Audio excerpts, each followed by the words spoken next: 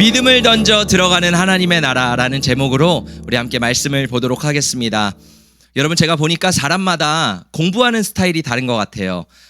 제가 어떤 사람은 이제 공부를 할 때 벼락치기라고 하죠. 이 벼락치기처럼 시험 전날 다다다닥 열심히 해가지고 시험을 보는 사람이 있고, 어떤 사람은 평상시에 꾸준히 열심히 해서 시험을 보는 사람들이 있습니다. 제가 중학교 때까지만 해도 이 벼락치기의 달인이었습니다. 그래서 평상시에는 매일 놀다가 시험 기간만 되면 놀다가 전날 열심히 공부를 하는 거예요. 그럼 그 다음날 어떻게 되겠습니까? 피곤하죠. 점수가 떨어지겠죠. 그러다가 이 고등학교를 올라갔는데, 제가 이제 국제학교를 다니다 보니까 뭐가 있냐면, 여러분, 옥수수를 이렇게 튀기잖아요. 옥수수를 후라이팬에 넣어서 기름을 둘러서 이렇게 튀기면 옥수수가 언제 뻥 터져가지고 팝콘이 될지 모르잖아요. 그래서 팝콘이 언제 터질지 모르는 것처럼 외국에는 팝 퀴즈라는 게 있습니다. 뭐냐 하면 어느 날 갑자기 선생님이 책 다 덮어 이러는 거예요. 그러면서 종이 꺼내, 퀴즈 볼게.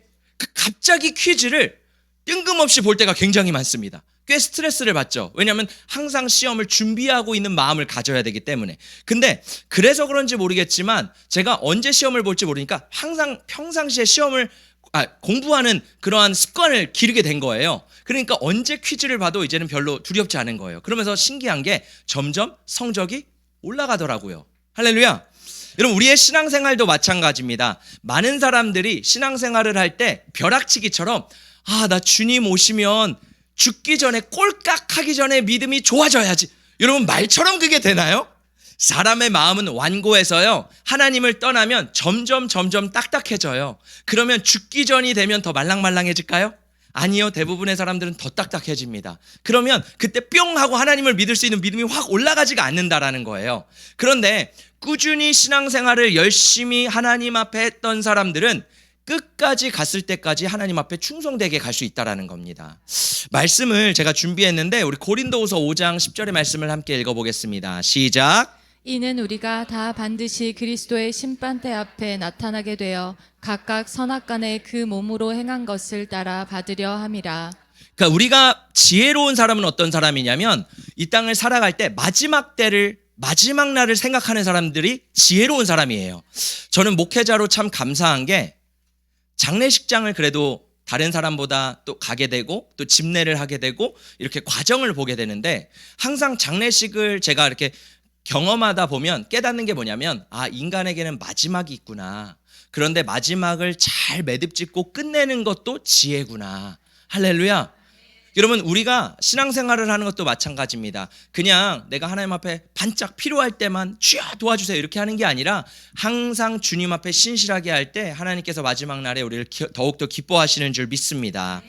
오늘 우리가 달란트 비유에 대해서 살펴보려고 하는데, 물론 이 달란트 비유의 말씀은 구원의 조건에 대해서 말하고 있지 않습니다. 내가 달란트를 남기면 구원을 받고 달란트를 남기지 못하면 구원을 받지 못한다, 이게 아니죠. 왜냐하면 구원은 행위가 아니라 믿음으로 받는 거기 때문에. 할렐루야. 그래서 하나님 앞에 구원은 내가 믿음으로 받는 것이지만, 구원을 받은 이후에, 구원을 받았을 때 어떤 사람은 칭찬을 받는 사람이 있고 어떤 사람은 책망을 받는 사람이 있을 텐데, 오늘 달란트 비유는 우리가 이 땅에서 어떻게 살아가야지 주님 앞에 올라갔을 때 칭찬을 받는 사람이 될 수 있는가를 나오는 비유입니다. 우리 함께 이 말씀을 살펴보기를 원합니다. 우리 14절의 말씀 한 번 더 읽어보겠습니다. 시작. 또 어떤 사람이 타국에 갈 때 그 종들을 불러 자기 소유를 맡김과 같으니. 예수님이 천국이 어떤 곳인지에 대해서 말씀하시는데, 천국은 어떤 사람이 외국을 갈 때 종들을 불러서 자기의 소유를 맡긴대요.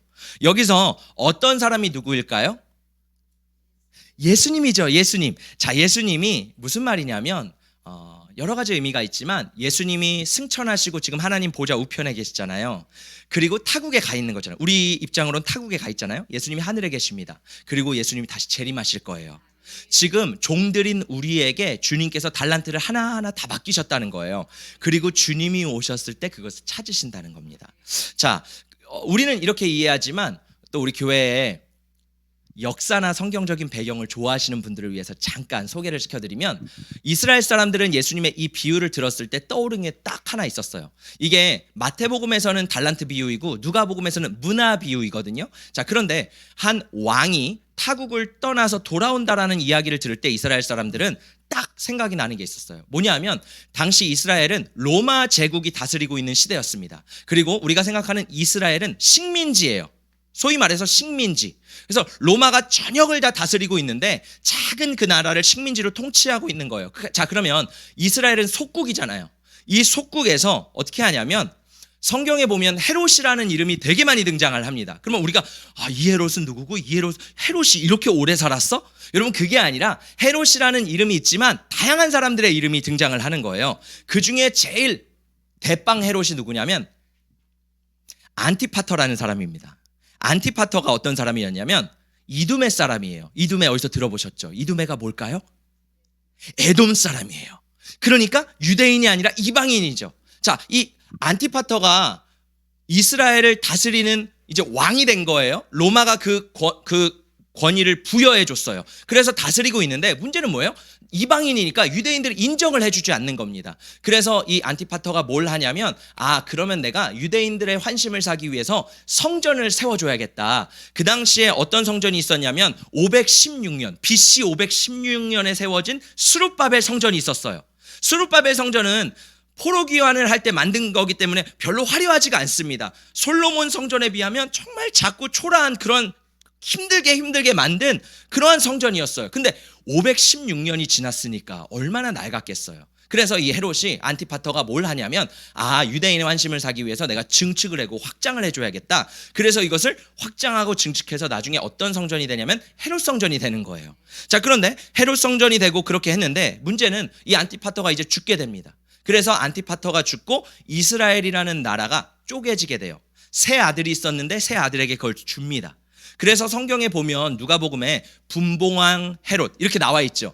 이게 한자라서 되게 어려워요. 분봉이 뭐냐면 분기 들어보셨죠? 분기가 뭐예요? 4분의 1씩 나누는 거죠. quarter이라고 하잖아요. 그래서 분봉왕은 뭐냐면 한 나라를 쪼개서 가졌다. 그래서 안티파터의 세 아들이 이 나라를 쪼개서 가진 거예요. 자, 그래서 세 명의 아들이 있었는데 첫째 아들이 누구냐? 안디바가 누구냐면 여기 보시면 여기 위쪽에 이제 갈릴리 쪽을 지배하는 왕이 안디바거든요. 이 안디바가 어떤 사람이냐면 헤로디아와 결혼했어요. 그래서 세례 요한이 막 뭐라고 질책을 하죠. 죄를 책망하죠. 그때 세례 요한을 죽였던 왕이 이 안디바 헤롯입니다. 그러니까 다 헤롯이에요. 이름은 다 헤롯이에요. 자, 이 헤롯이 죽었는데 결국 이거는 좀 외지만 이 안디바의 아들이 누구냐면 아그리빠 1세, 야고보, 예수님의 제자 야고보를 죽인 사람. 그리고 베드로도 죽이려고 했던 헤롯. 그러니까 똑같은 헤롯이지만 다 이름이 다른 거예요. 그리고 아그리빠 2세, 그 또 아들은 누구냐면 사도 바울이 재판 섰을 때 만났던 왕. 아시죠?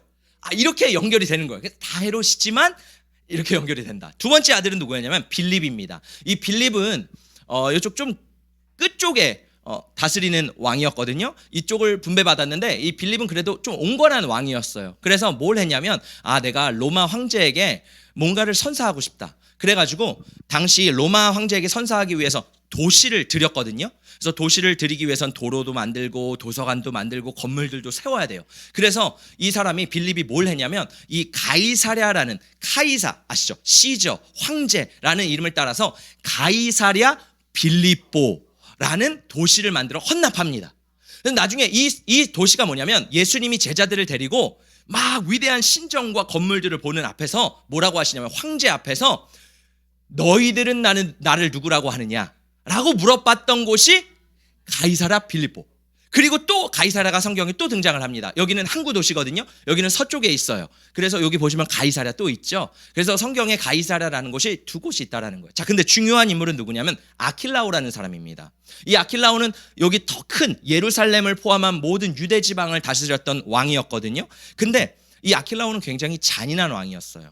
오순절에 유대인들이 막 모였습니다. 그럼 유대인들이 모이면 축제를 하고 하나님 앞에 예배를 드리고 기뻐하잖아요. 근데 너무 시끄러운 거예요. 그래서 그날 이 아킬라오가 어떻게 하냐면 유대인 3,000명을 단번에 죽여버립니다. 그 소식을 듣고 근데 문제는 뭐냐면 아킬라오랑 다른 왕들이 아직 로마 황제에게 가가지고 그 왕의 직분을 받기 전이었어요. 그래서 여리고에 사는 부자 유대인들이 로마에 사는 부자 유대인들에게 편지를 보내고 로비를 하라고 시킵니다. 그래서 황제에게 유대인들이 로비를 해서 어떻게 하냐면 아킬레오가 왕으로 임명받는 것을 멈추게 해요. 근데 실제로 그 일이 일어났어요. 그래서 아킬레오가 임명을 받지 못합니다. 그러면 어떻겠어요? 기분이 좋겠어요? 싫겠어요? 화가 나죠? 그래서 돌아오는 길에 알아버렸어요. 아, 유대인들이 로비를 했구나. 그래서 예루살렘에 돌아와서 유대인들을 엄청나게 학살합니다. 자, 결국 그걸 알았던 이제 옥타비아누스라는 황제가 어떻게 하냐면 일부러 그걸 부추긴 거거든요. 그리고 아킬레오를 죽여요. 그 다음 어떻게 하는지 아세요? 로마가 예루살렘을 통치합니다. 그러니까 다른 지역들은 다 왕이 있어요. 분봉 왕이 계속 있어요. 그러나 예루살렘, 왜? 예루살렘이 그 당시에 가장 세금을 많이 걷는 노른자 땅이거든요. 그러니까 로마는 왜 인구조사를 하고 왜 땅을 점령해요? 세금이잖아요. 돈이잖아요. 그래서 이 예루살렘 땅만 로마가 다스리게 되는 거예요. 그래서 성경에 보면 총독이 등장을 하게 됩니다. 그래서 첫 번째 총독이 누구냐면 그라투스라는 사람이에요. 이 사람은 기사 계급이에요. 그러니까 총독이 되기 위해서는 어느 정도 계급이 필요한데 이 사람은 기사라는 계급을 가진 사람이 이제 총독이 된 거예요. 그리고 이 사람 다음에 등장하는 사람이 우리가 잘 알고 있는 빌라도입니다. 자, 근데 빌라도는 어떤 사람이냐면 기사 계급이 아니에요. 낮아요. 근데 신기하죠? 빌라도가 이 노른자 땅의 총독이 됐어요. 어떻게 됐을까요? 이 빌라도의 양 아버지가 있는데 세자누스라는 사람이 그 당시에 로마는 양로원이 있잖아요. 원로원이 있잖아요. 여러분 좀 집중하시라고. 원로원이 있잖아요. 그럼 원로원에서 가장 힘이 센 사람이 세자누스였습니다. 그래서 자신의 힘으로 양아들을 총독으로 보낸 거예요. 자, 근데 문제가 생겼어요. 이 세자누스가 황제에게 반역을 했다는 소식이 들려온 거예요. 여러분, 로마에서 반역은 죽음입니다. 그래서 이 세자누스가 막 죽일 위기에 처하는데 그때 마침 예수님이 잡혀요. 빌라도가 아내가 꿈을 꾸죠. 이분은 선하신 분이다. 이분을 잡으면 안 된다. 빌라도도 예수님을 만나서 알았어요. 이분은 죄가 없으시다. 근데 여러분, 빌라도가 놓아주려고 했지만 놓아주지 못합니다. 왜? 제사장들이 뭐라 그래요? 너도 다른 왕이 있다고 생각하느냐? 정치 메커니즘을 아는 거예요. 지금 너희 아버지도 반역해서 했는데 너도 지금 황제에게 반역을 하려고 하느냐? 라고 딱 하니까 이 빌라도가 예수님을 넘길 수밖에 없었던 거죠. 아, 그러니까 우리가 이 부분을 보면 성경이 이렇게 쫙 보이는데 중요한 건 뭐냐면 이 왕이 되기 위해서는 오늘 달란트 비유나 문화 비유를 보면은 왕이 타국에 간다 그랬죠. 그리고 돌아온다 그랬죠. 뭐예요? 직위를 받고 왕에게 임명을 받고 돌아오는 이야기. 유대인들은 이걸 들으면서 아, 그 이야기라는 것을 알았다라는 거예요. 할렐루야.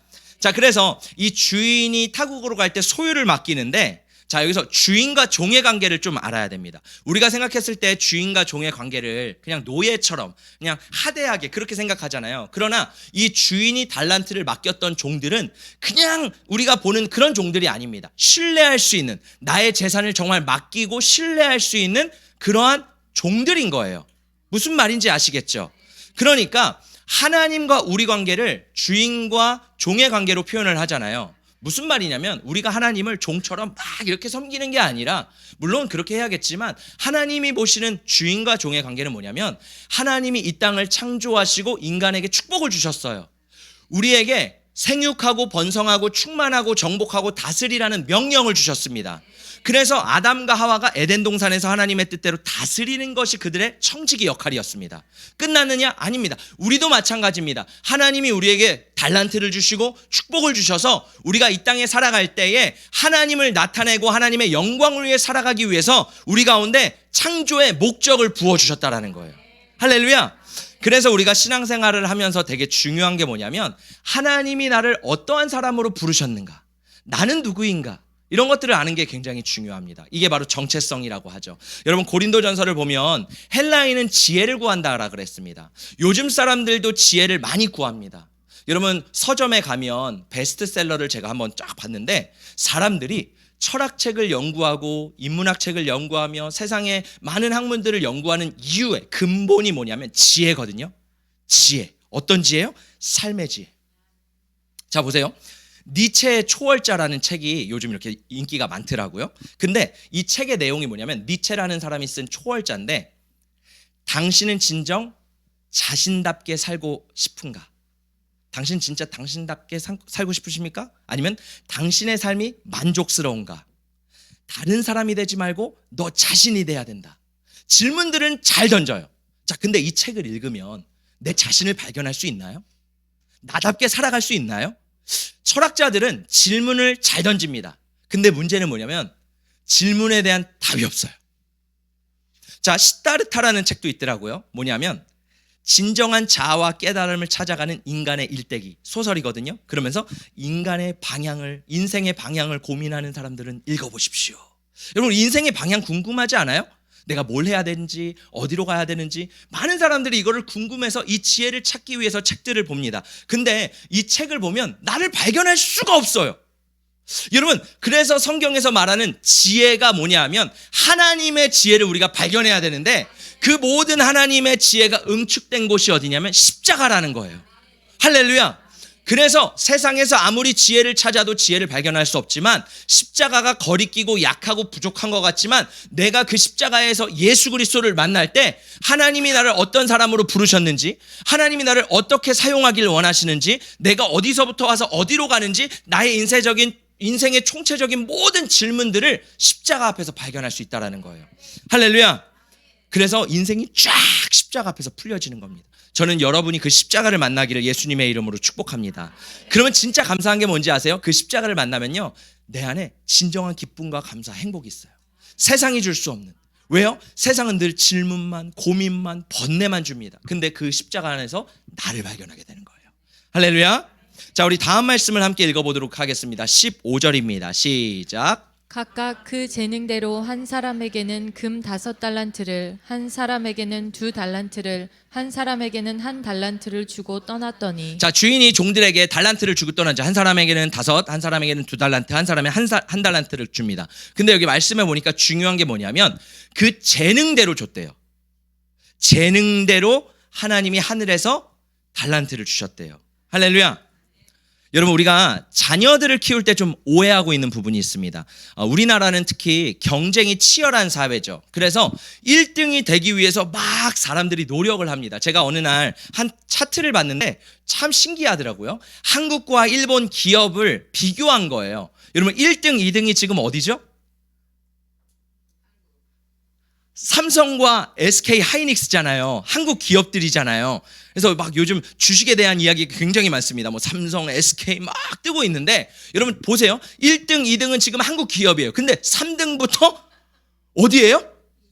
쭉 일본 기업이에요. 물론 뭐 한국 기업에 비하면 일본 기업은 좀 작습니다. 근데 여러분, 이걸 통해서 바라볼 수 있는 게 뭐냐면 우리나라 사람들은 1등만 되기 원해요.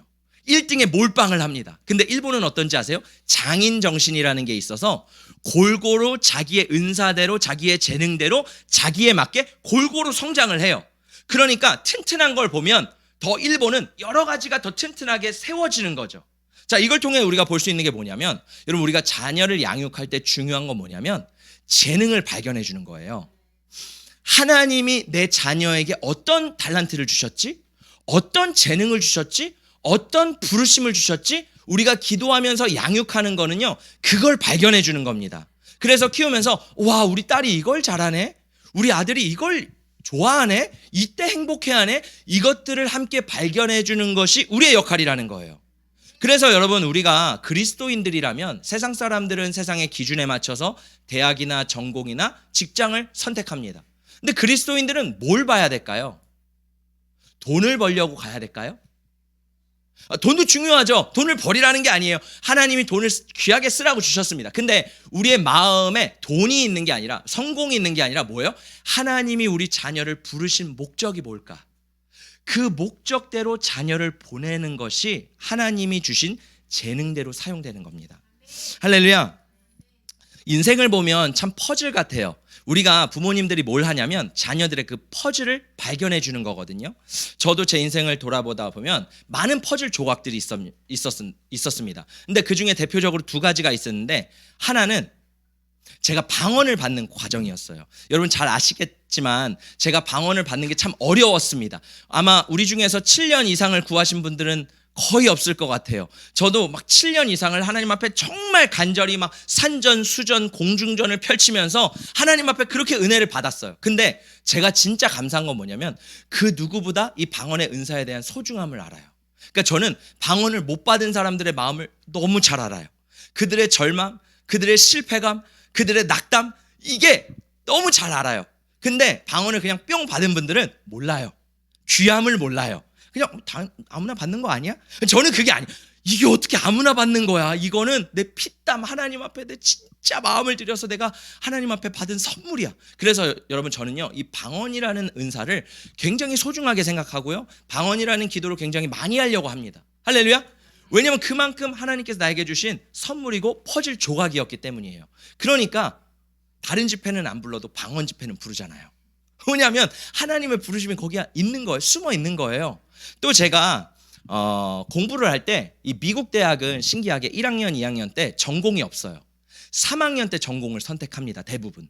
그러면 1학년, 2학년 때는 뭘 하냐면 내가 좋아하는 과목들을 듣는 거예요. 저는 참 신기하게 그때 많은 과목들을 진짜 배웠어요.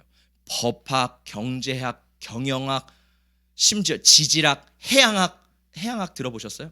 배 타고 바다에 가요. 바다에 가서 연구하는 그런 수업이거든요. 지질학 들어보셨어요? 산에 가서 돌 캐는 거예요. 별거를 다 했습니다. 진짜 막 댄스도 해보고요, 음악도 해보고요, 대학교에서 그 비싼 학비를 주고 다 해봤어요. 그 많은 것들을 제가 경험하면서 깨달은 게 하나가 있어요. 뭐냐면 나는 글쓰기를 좋아하는 거예요. 저는 객관식 문제는 잘 못 풀어요. 근데 주관식은 편해요. 근데 주관식보다 에세이는 더 편해요.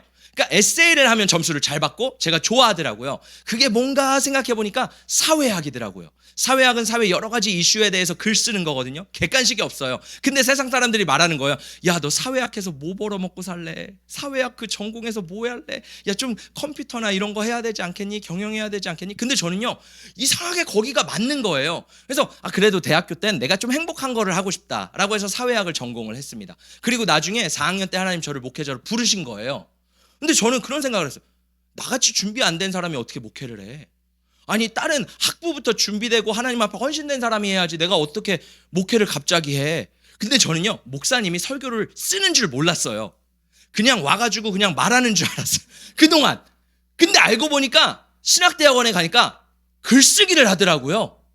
설교를 다 쓰더라고요. 그리고 그거를 머리에 다 넣어가지고 전달하더라고요. 제가 나중에 알게 됐어요. 하나님이 나를 준비시키기 위해서 섬세하게 글쓰기를 그동안 훈련시키셨구나. 그러면서 이것도 나의 퍼즐 조각으로 하나님 부르셨을 때 이것이 착착착착 맞아가는구나. 할렐루야. 여러분, 중요한 건 뭐냐면요, 하나님이 우리에게 주신 그 달란트를 우리가 발견해야 되는 줄 믿습니다. 우리 사랑하는 성도님들도 마찬가지예요. 하나님 나에게 주신 게 뭐지? 내가 언제 행복하지? 어떤 분은 꽃꽂이를 할 때 행복해요. 어떤 분은 식물을 볼 때 행복해요. 그렇죠? 그러면 하나님이 왜 그걸 주셨을까요? 이걸 통해 하나님께 영광 돌리라고. 어떤 분들은 영혼들을 가르치는 걸 되게 좋아해요. 가르칠 때 막 기쁨이 있어요. 그런 사람은 왜? 하나님이 교사로 섬기라고. 어떤 사람은 전도할 때 막 기쁨이 넘쳐요. 이 사람은 광야로 나가야 됩니다. 전도해야 돼요. 할렐루야. 이렇게 하나님이 우리에게 주신 그 기쁨과 감사와 그 행복을 따라서 우리가 하나님 앞에 쓰임받는 저와 여러분 되시기를 축복합니다. 자, 근데 오늘 주인이 달란트를 주시는데 우리 달란트 개념을 좀 살펴봤으면 좋겠어요.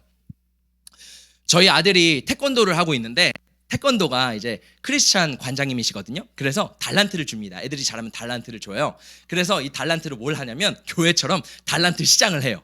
그리고 그 달란트를 받으면 밑에 1층에 있는 편의점에 가서 돈으로 바꿀 수 있어요. 와, 정말 괜찮은 개념이죠. 그래서 이제 돈으로 바꿔요. 근데 우리가 생각했을 때 달란트라는 개념이 그냥 100원, 200원, 1000원 이 정도 개념이 아닙니다. 오늘 성경에서 등장하는 이 달란트는요, 실제로 엄청난 액수예요. 여러분, 그림을 한번 보시면 금괴가 엄청 많죠. 이거 다 갖고 싶지 않으세요? 아멘 하신 분만. 저도 갖고 싶어요. 여러분, 요즘 금값이 금값입니다. 여러분, 얼마나 이 금괴가 엄청나요. 여러분, 이 골드바 하나가 얼마냐면 34kg래요. 별로 놀라지도 않으시네요. 여러분, 뭐 요렇게 한 돈 끼고 계시잖아요. 34kg라고요. 이게 하나가. 자, 그러면 1달란트가 뭐냐면 이 금 골드바가요 34개가 1달란트예요. 우리나라 또 와 해주셔서 감사합니다. 1달란트가 우리나라 돈으로 환산하면 얼마일까요? 46억. 자, 그러면 5달란트는 얼마일까요? 주인이 5달란트를 맡겨줬었어요. 230억. 2달란트. 5달란트에 비해 2달란트는 적어. 2달란트 얼마일까요? 92억. 여러분 엄청난 금액. 그리고 1달란트도요 46억이에요. 우리가 볼 때 여러분 한국 사람들은 이 말씀을 보면서 쓴뿌리가 이렇게 올라와요. 하나님 불공평한 거 아니야? 어떻게 이 사람은 5달란트 주고 어떻게 이 사람은 1달란트 줘? 그러면서 나를 1달란트에 꼭 대입을 해요. 그러면서 나는 1달란트 받았어. 여러분 1달란트가 얼마라고요? 46억을 받았어요. 할렐루야. 여러분 우리 중에 빵원이 없습니다. 하나님이요 보이지 않지만 우리 가운데 하늘의 달란트를 한 사람 한 사람 재능과 은사와 모든 기회와 이 모든 것들을 각 사람에게 풍성하게 주셨다라는 거예요. 할렐루야. 자, 근데 우리가 생각해요. 하나님은 평등하지가 않아. 공평한 하나님이라면서 공평하지가 않아. 여러분 한번 생각해 볼까요? 진짜 평등한 게 뭘까요? 진짜 공평이란 무엇일까요? 우리가 사회적으로도 많이 고민하는 문제잖아요. 여러분 만약에 각 사람의 재능이나 능력을 고려하지 않고 5달란트씩 다 준다고 생각해 볼까요? 그게 공평일까요? 그게 진짜 평등일까요? 한번 생각해 보세요. 능력이 안 돼. 나는 이게 감당할 능력이 안 되는데 5달란트를 지금 몇 억이에요? 230억을 받았어. 감당이 안 되는 사람이. 그러면 주인에게 그걸 남겨드려야 되는데 내가 감당을 할 수 있겠냐는 거예요. 하나님은요 인격적인 분이십니다. 진짜 하나님이 주시는 공평과 평등은 뭐냐 하면 각 사람에게 동일하게 주시는 게 아니라 재능과 은사대로 그 사람에게 맡기시는 거예요. 부담이 아니라 그 사람이 할 수 있을 만큼 하나님께서 주시는 게 은혜인 줄 믿습니다. 할렐루야. 그래서 여러분 예전에 한 목사님이 저에게 이런 얘기를 하시더라고요. 그러니까 제가 막 교회가 큰 교회가 되고 싶어 하고 또 그 목사님도 큰 교회가 되고 싶은데 목회를 하다 보니까 깨달은 거예요. 큰 거를 내가 감당할 수도 없을 수도 있구나. 여러분 저는요 목사님들이 이렇게 큰 교회 그냥 누가 딱 청빙받가 가면 우리가 생각할 때 이렇게 생각하죠. 그거 왜 못해? 그거 나라도 하겠다. 이런 생각하지 않으세요?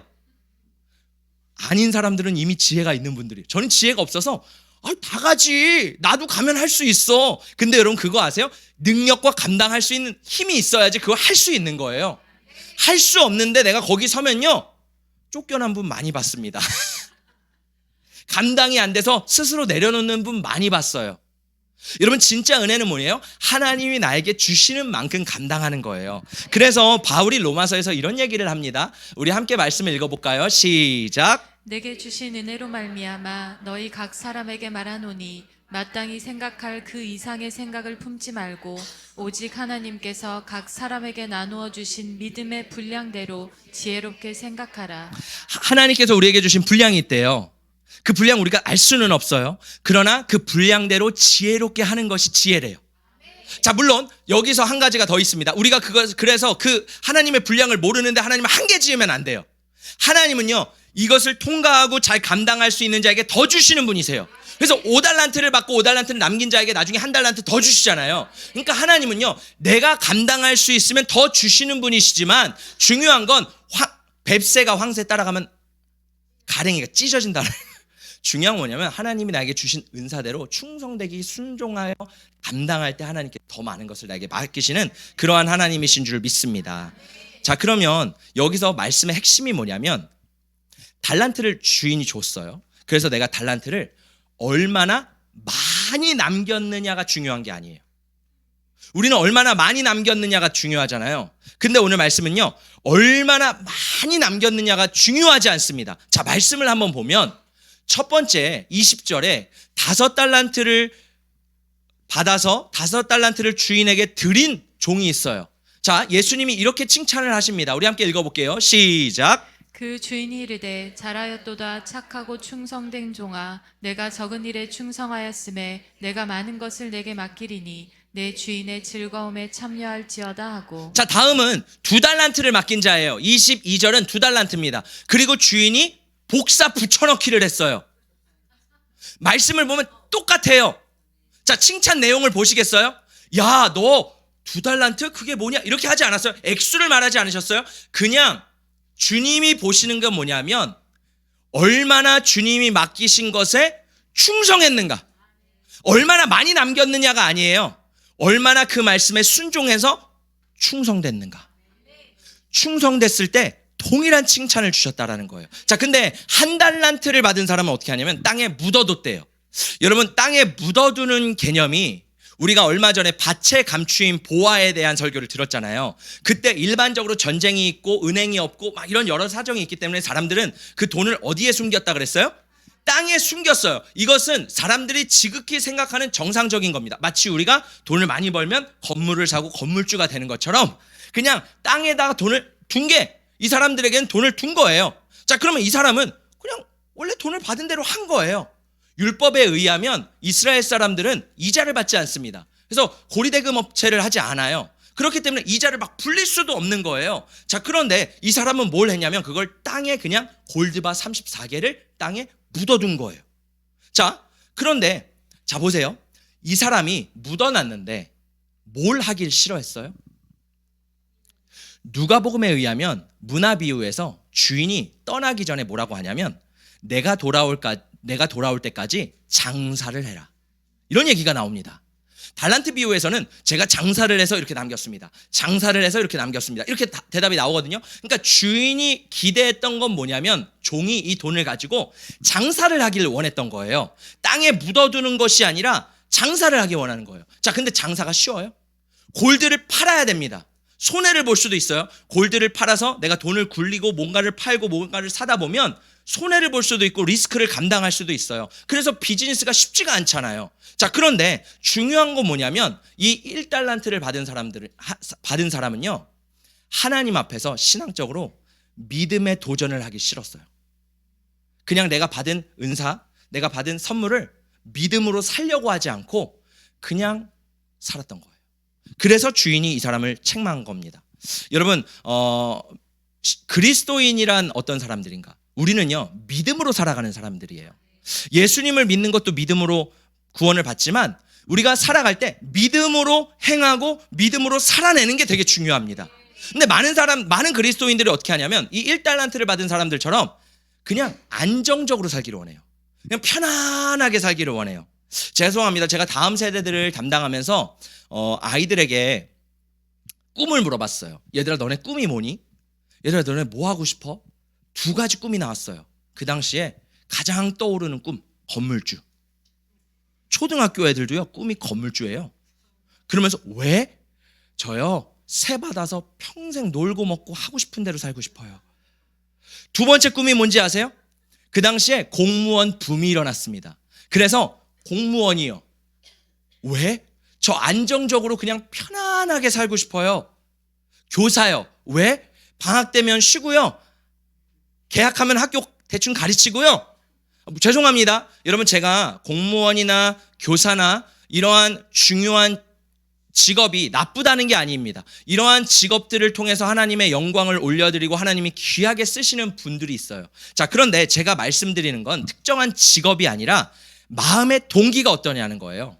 왜 그걸 하고 싶냐는 거예요. 왜 건물주가 되고 싶어? 왜 공무원이 되고 싶어? 안전하고 편하게 살고 싶어서요. 많은 사람들이 그게 꿈 아니에요? 왜 돈 많이 벌고 싶어요? 안전하고 싶어서, 편안하고 싶어서. 왜 우리가 성공하려고 해요? 안전하고 싶어서, 편안하고 싶어서. 여러분, 근데요, 하나님의 부르심을 따라 살아가는 사람들은요, 육신이 원하는 대로 안정도 필요하죠. 평안도 필요하죠. 그런데 그게 목적이 아니라는 거예요. 우리의 진짜 목적은 뭐예요? 믿음대로 살아가는 거죠. 믿음대로 살아갈 때는 때로 안전지대를 벗어나야 될 수도 있어요. 내가 생각하는 편안한 지대를 뛰어넘어야 될 수도 있는 거예요. 할렐루야. 오늘 예수님께서는 이 사람을 통해 뭘 보시냐면 믿음을 보신다라는 거예요. 순종을 보신다라는 거예요. 충성을 보신다라는 거예요. 여러분, 성경에 보면 예수님을 만났던 사람들이 납득되고 이해되고 다 이해가 돼서 예수님을 만났나요? 아니에요. 믿음으로 자신의 삶을 던졌습니다. 믿음으로 자신의 삶을, 반주 좀 해주세요. 믿음으로 자신의 삶을 던졌어요. 할렐루야. 순종해서 자신의 삶을 드렸어요. 그러니까 주님께서 역사하기 시작하는 거예요. 볼까요? 여러분, 가나의 혼인잔치 볼까요? 주인이 포도주가 떨어졌어요. 예수님이 뭐래요? 물을 항아리에 담아서 그 물을 떠다서 사람들을 주래요. 납득돼서 줬어요? 이거 물인데 포도주인 줄 알고 줬다가 술 취한 사람이 그거 마시고 야 이거 뭐야 하고서 맞을 수도 있죠. 종이. 여러분 이거 그냥 납득이 되고 이해가 돼서 물을 떠줬나요? 하인들이? 아니에요. 믿음으로 주님이 하신 말씀에 순종해서 믿음으로 내가 할 수 있는 한계는 여기지만 믿음으로 이걸 건너간 거예요. 그때 기적이 일어난 거예요. 오병이어 볼까요? 여러분 어린아이가 와 이 수많은 사람 내가 먹여야지 하면서 이거를 드렸을까요? 여러분 어린아이가 그냥 주님의 말씀에 순종했어요. 주님이 필요하다고 하시니까 주님 앞에 내가 있는 거를 그냥 드렸습니다. 그랬더니 주님이 그걸로 축사를 하시고 수많은 사람 먹이시는 거예요. 베드로가 물 위를 걸을 때는요, 여러분 물 위를 걷는다는 게 인간의 상상으로 되지 않습니다. 근데 베드로는 뭘 봤어요? 아, 주님 앞에 나의 믿음을 던지고 나의 삶을 던지면 기적이 일어나는구나. 물 위를 걷게 하소서. 할렐루야. 여러분 신앙은 중요한 게 뭐냐면 우리가 대부분 안전지대에 쉽게 머물려고 합니다. 근데 믿음은 거기서 자라나지 않아요. 믿음은 언제 자라나요? 하나님 앞에 도전하고 드릴 때 자라나는 줄 믿습니다. 제가 마지막으로 제 이야기를 할게요. 제가 신학을 하면서 이제 교회들을 섬기잖아요. 전도사로서 뭐 이렇게 교회들을 섬기잖아요. 제 나름대로 제가 섬기고 싶은 교회들의 여러 가지 조건이 있었습니다. 제 나름대로 생각했던 거예요. 그 기준 중에 하나가 뭐냐면 죄송합니다. 세습하지 않은 교회였어요. 물론 저는 세습을 나쁘게 보지 않습니다. 왜냐하면 구약에 보면 왕도 세습제였고 제사장도 세습제였고요. 하나님은 하나님께서 그 아버지에게 주신 유업을 자녀에게 더 풍성하게 주신다라는 영적인 의미를 알기 때문에 저는 세습을 나쁘게 보지 않습니다. 여러분 세상의 기준에서 또 인본주의적인 기준에서 세습은 되게 나쁘다고 생각해요. 그러나 여러분 이것들도 하나님 앞에서 깨시기를 축복합니다. 물론 그렇다고 제가 세습을 하고 싶다는 건 아니에요. 제가 바라보는 것은 하나님의 뜻이 뭔가, 하나님의 마음이 어디 있는가. 진짜 하나님이 원하시면 세습을 하는 거고 하나님이 원하시지 않으시면 안 하는 거. 중요한 것은 우리의 인간의 시스템과 생각에 하나님을 고정시키는 게 아니라는 거예요. 자, 어찌됐건 제가 생각하는 기준 중에 하나는 세습하지 않은 교회였어요. 그리고 두 번째는 뭐냐면 담임 목사님이 개척을 해서 부흥한 교회였습니다. 그래서 제가 인터뷰를 하는데 담임 목사님이 그런 얘기를 하시더라고요. 전도사님은 왜 우리 교회를 지원하게 되셨어요? 두 가지 대답을 했습니다. 첫 번째, 저는 평상시에 목사님의 말씀에 은혜를 많이 받았습니다. 입 바른 말이 아니에요.